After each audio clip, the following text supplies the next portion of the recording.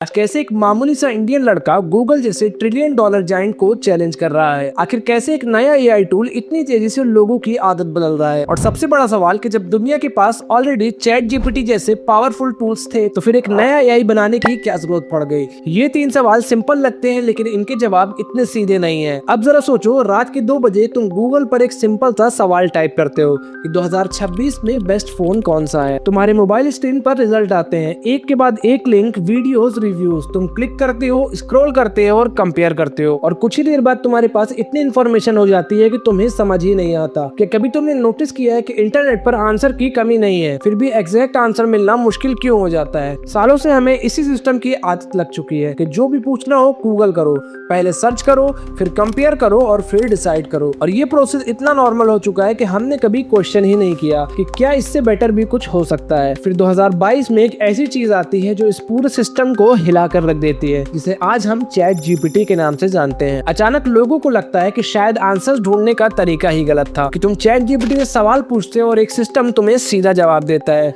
ना लिंक्स ना स्क्रॉलिंग, सब कुछ इजी लगने लगता है। लेकिन कहानी यहाँ खत्म नहीं होती, क्योंकि कुछ टाइम के बाद एक अजीब सी फीलिंग आने लगती है। जवाब मिल रहा है पर भरोसा नहीं हो रहा, क्योंकि चैट जीपीटी गलत आंसर्स भी दे दिया करता था। और यहीं पे एक छोटा सा गैप नजर आता है। एक तरफ वो सिस्टम है जो सब कुछ एक्सप्लेन करता है लेकिन बताता नहीं है कि कहाँ से आया, और दूसरी तरफ वो सिस्टम है जो सब कुछ दिखाता है लेकिन तुम्हें खुद समझना पड़ता है। दोनों ही पावरफुल है लेकिन दोनों कंप्लीट नहीं। और शायद इसी बीच एक नई डायरेक्शन क्वाइटली फॉर्म हो रही थी। चेन्नई के एक नॉर्मल मिडिल क्लास घर में एक लड़का अपनी लाइफ में बिजी था। ना कोई स्पॉटलाइट, ना कोई स्पेशल एडवांटेज, बस एक चीज, वो चीजों को थोड़ा अलग तरीके से देखता था। क्लास 12th खत्म होने के बाद सभी की तरह उसने भी जेईई का एग्जाम दिया और उसमें वो पास हो गया। जब उसने आईआईटी क्रैक किया तो उसे कंप्यूटर साइंस चाहिए था, लेकिन उससे वो नहीं मिला। उस लड़के को मिलती है इलेक्ट्रिकल इंजीनियरिंग। बहुत लोगों के लिए एक सेटबैक हो जाता है, लेकिन उसने इसे एक अलग नजरिए से देखा। उसने डिसाइड किया कि जो भी मिले उससे मैक्सिमम सीखना है। उस लड़के की कॉलेज लाइफ चल रही थी, एक तरफ कैंपस का एक्साइटमेंट था, दोस्त, इवेंट और खूब सारा फन। और इसी बीच ये लड़का क्वाइटली अपनी एक अलग दुनिया बना रहा था।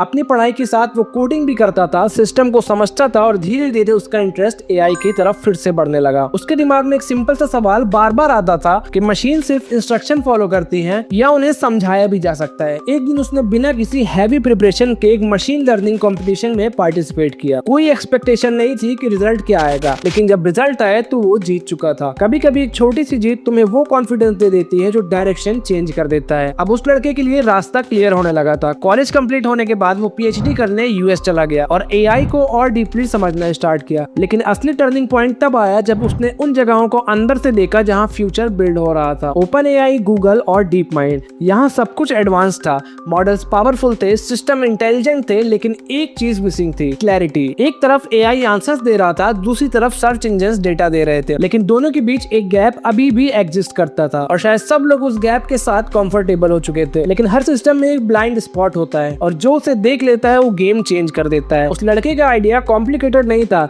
अगर एक सिस्टम रियल टाइम इंफॉर्मेशन ले, एआई उसको समझे और एक क्लियर आंसर दे, साथ में सोर्स भी दिखाए कि कहां से आए, तो शायद सर्च करने वाले का पूरा एक्सपीरियंस ही चेंज हो सकता है। लेकिन प्रॉब्लम आइडिया नहीं था, प्रॉब्लम थी एग्जीक्यूशन। एआई बनाना मतलब billions of dollars, huge infrastructure, massive computing power. एक मिडिल क्लास बैकग्राउंड का लड़का इस रेस में कैसे compete करे? और यहीं पर उस लड़के ने एक डिफरेंट अप्रोच ली। उसने डिसाइड किया कि वो रेस में compete नहीं करेगा, वो रेस का फॉर्मेट चेंज करेगा। खुद का एआई मॉडल बनाने के बजाय उसने दुनिया के बेस्ट एआई मॉडल को कंबाइन कर दिया, डिफरेंट सिस्टम, डिफरेंट स्ट्रेंथ, और उन्हें एक सिंगल एक्सपीरियंस में कन्वर्ट कर दिया। और यहीं से क्वाइटली एक नया प्रोडक्ट बना जिसको हम परप्लेक्सिटी एआई बोलते हैं। इतनी देर से मैं जिस लड़के का बार बार जिक्र कर रहा हूँ, उस लड़के का नाम है अरविंद श्रीनिवास, परप्लेक्सिटी एआई के मालिक। One and only Arvind Srinivas. With Perplexity CEO Arvind Srinivas. अब जब तुम परप्लेक्सिटी एआई से सवाल पूछते हो तो ये सिस्टम इंटरनेट से लेटेस्ट इन्फॉर्मेशन उठाता है। मतलब जो इन्फो अभी अवेलेबल है वही यूज करता है। जैसे आज के टाइम में 2026 में जो मोबाइल फोन बेस्ट होगा उसी को दिखाएगा, ये नहीं कि 2024 वाला दिखाएगा। फिर एआई उसको समझ के एक सिंपल आंसर बनाता है और सबसे इम्पोर्टेंट वो दिखाता है कि आंसर कहाँ से आया। परप्लेक्सिटी एआई की शुरुआत छोटी थी, पहले कुछ हजार क्यूरीज, लेकिन धीरे धीरे लोगों ने इसे यूज करना शुरू कर दिया। ट्रस्ट बिल्ड होने लगा और ग्रोथ एक्सेलरेट होने लगी। आज परप्लेक्सिटी जनरेटिव एआई के 30 मिलियंस ऑफ सर्चेस हर दिन होते हैं, बिलियंस की वैल्यूएशन है और दुनिया के बड़े इन्वेस्टर्स का अटेंशन भी इसके पास है। लेकिन सबसे इंटरेस्टिंग पार्ट अभी भी वही है, जिन कंपनीज ने इंटरनेट को डिफाइन किया वो भी एग्जैक्टली ये काम डायरेक्टली नहीं कर पा रही। कभी कभी प्रॉब्लम टेक्नोलॉजी नहीं होती है, प्रॉब्लम बिजनेस मॉडल होता है, और इसी बीच एक सिंपल आइडिया, एक क्लियर डायरेक्शन पूरे सिस्टम को चैलेंज कर देता है। तो शायद सवाल ये नहीं है कि गूगल खत्म होगा या नहीं, एक हॉस्टल के रूम से स्टार्ट हुई स्टोरी आज एक ग्लोबल लेवल चैलेंज बन चुकी है। जहां दुनिया आंसर्स ढूंढ रही है, वहां किसी ने सोचा क्यों ना आंसर्स सीधा दे दिए जाए। वीडियो अच्छा लगा हो तो लाइक करके चैनल को सब्सक्राइब जरूर कर लेगा।